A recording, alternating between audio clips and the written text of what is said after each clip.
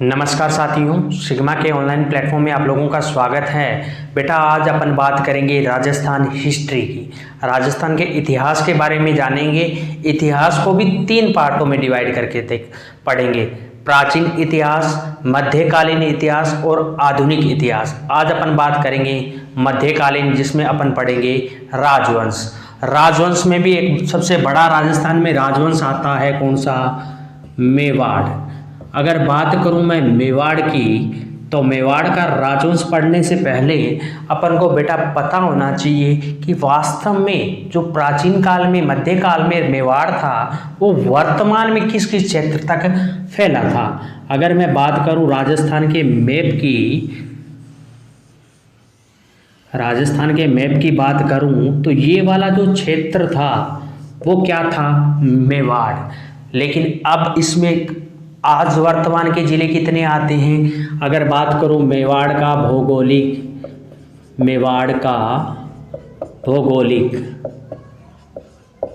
भौगोलिक विस्तार, वर्तमान में कौन कौन से जिले आते हैं?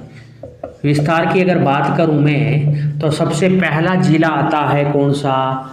चित्तौड़गढ़। कौन सा जिला आता है? चित्तौड़गढ़। दूसरा मेवाड़ में क्या आता है? उदयपुर। उदयपुर के बाद क्या आता है? 3 नंबर आता है राजसमंद। और राजसमंद के बाद क्या आता है? भीलवाड़ा।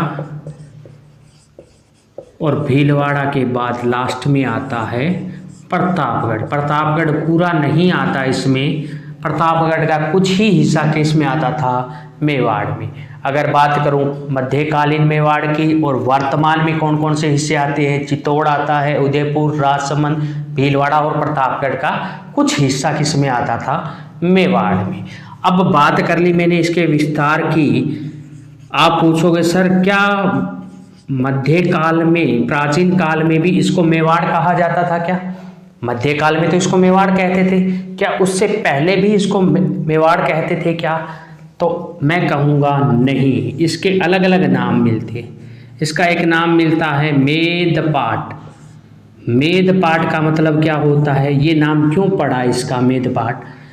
ऐसा माना जाता था कि जो मेवाड़ का भौगोलिक क्षेत्र है, यहाँ पर मेव जाति के, कौन सी जाति के?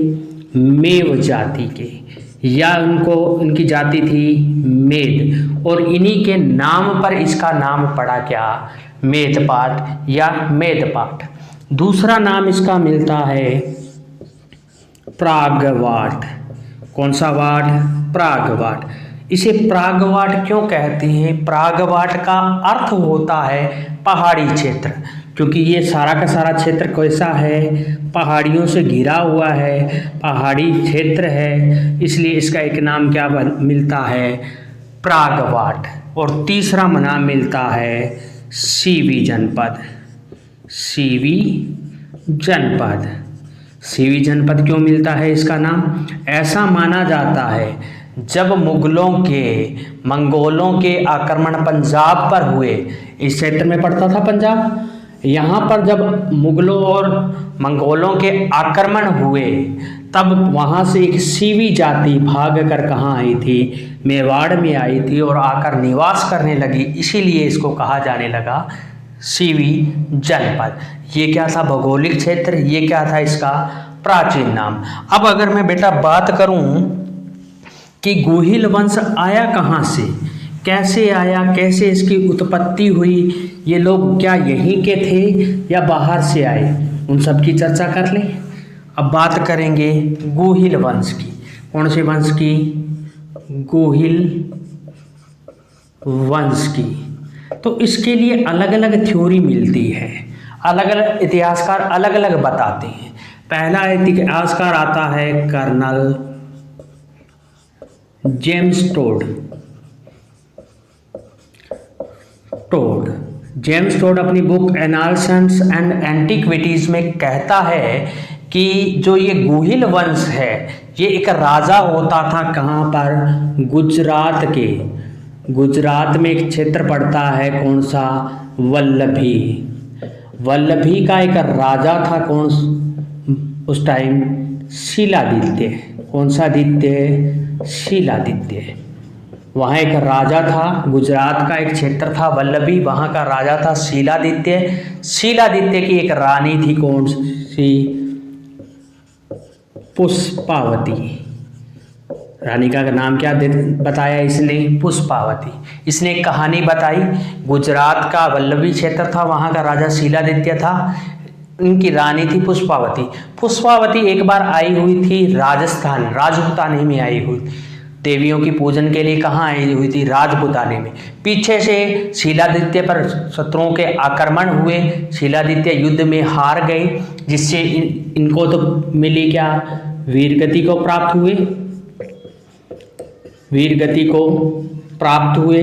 और इनकी जो रानियां थी इनके साथ, वो सारी की सारी रानियों ने क्या किया? जौहर किया, इनके पीछे सती हुई। लेकिन पुष्पावती को जब ये जानकारी मिली कि उनके पति शीलादित्य क्या हो गए? वीरगति को प्राप्त हुए, युद्ध में लड़ते हुए मारे गए, तो इसने भी क्या करना चाहा? सती होने का प्रयास किया। लेकिन राजपूत में एक परंपरा है कि जब कोई महिला गर्भवती होती है तो वो सती नहीं हो सकती। तो इसने जब तक पुत्र को जन्म नहीं दिया तब तक सती नहीं हुई, और एक पुत्र को जन्म दिया किसने? पुष्पावती ने। और फिर अपने पति शीलादित्य के पीछे क्या हुई? सती हुई। इस पुत्र को इन्होंने एक ब्राह्मण को दिया, ब्राह्मण को दिया। ब्राह्मण को डर था, जिस ब्राह्मण को इन्होंने पुत्र दिया उसको डर था कहीं शीलादित्य पे जिन्होंने आक्रमण किया शत्रुओं ने, वो इस पे आक्रमण करके इसके पुत्र को ना मार दे, इसलिए इस पुत्र को रखा था इसमें एक गुफा के अंदर। और गुफा को कहते हैं संस्कृत भाषा में गुहा, तो इसीलिए इसका नाम रखा गया गुहादित्य। और इसी के नाम पर पड़ा कौन सा वंश? गोहिल वंश। ये थ्योरी किसकी है? कर्नल टोड की। कर्नल टोड क्या कहते हैं? ये थ्योरी दी उन्होंने। गुजरात का वल्लभी का शासक शीलादित्य था, उसकी पत्नी पुष्पावती थी, वो मेवाड़ आई हुई थी, पीछे से उसके पति को युद्ध में लड़ते हुए मारे गए, उनके सभी रानियों ने क्या की? सती हुई उनके पीछे। लेकिन पुष्पावती पुत्र को जन्म देने के बाद सती हुई। इस पुत्र को एक ब्राह्मण को दिया, जिसने इसका लालन पालन किस में किया? गुफा में किया, इसीलिए इसका नाम पड़ा गोहिलादित्य। गोहिलादित्य के नाम पर ही इस वंश का नाम पड़ा गोहिल वंश। अब दूसरी थ्योरी आती है किसकी? अबुल फजल की। अबुल फजल अलग ही कहानी सुनाता है। अबुल फजल कहता है जो ये गुहिल वंश है ये भारत का ना होकर विदेशी है, ये नौशेर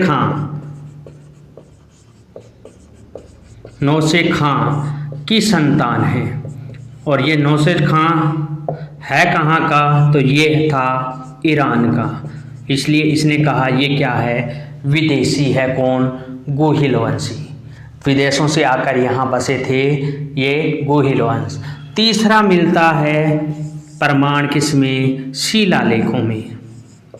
बहुत से शिलालेखों में बताया गया कि ये आनंदपुर कहाँ पर है? आनंदपुर है बेटा, गुजरात के शासक के वंशज है, और ये ब्राह्मण गोत्रीय हैं।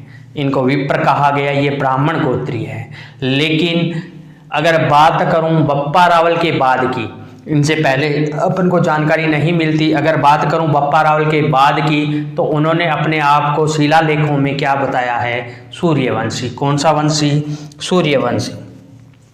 तो अगर मैं बात करूं शिलालेखों के आधार पर गोहिल कौन से वंश के थे, तो वो अपने आप को किसके वंशज मानते थे? सूर्यवंशी। सूर्यवंशी।